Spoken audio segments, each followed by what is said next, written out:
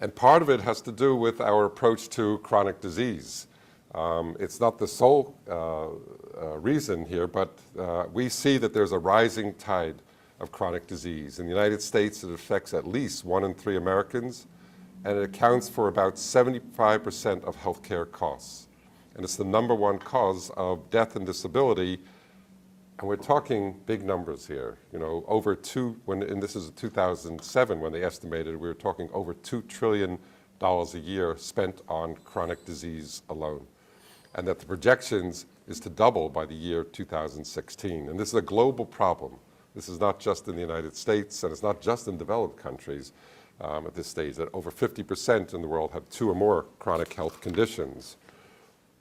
And Ralph Snyderman at Duke University, he shows this inflection curve where what we typically are doing is we're intervening far along the right. We see, on the left side, the y-axis is the disease burden. When you go along the x-axis, it goes from baseline risk to preclinical progression and then the disease initiation. And so we typically intervene when the disease is very well progressed. And at that point, it's hard to reverse it, and it's very costly, and we tend to intervene with expensive, high-tech interventions at this stage. These are some of the underlying factors when we look at chronic disease in the epidemic. And just quickly, we see chronic stress as a major factor throughout the country, sedentary lifestyles, nutrition, food, what dietary habits, what's in our food supply, big problem there, environmental toxicities, fragmented families, communities, aging population are some of the factors leading to chronic disease. And we also have a system that's fragmented.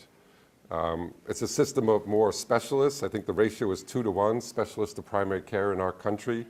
And so we're focusing on one part of the body or one organ of the body.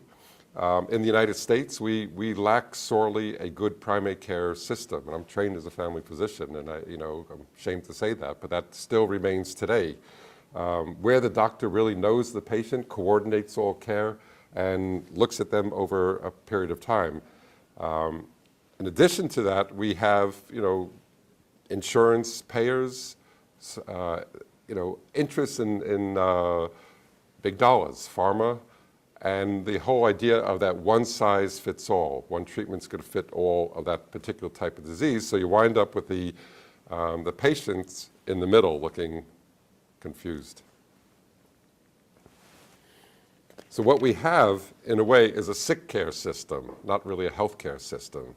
It's a one where the care is fragmented, it's difficult to navigate the system, and we have the drugs as a double-edged sword. There's been a lot of wonder drugs, they do a lot of good things, but we also have what we euphemistically call side effects. And those side effects, in one study done a few years ago, was the 4th leading cause of deaths in hospital in the United States.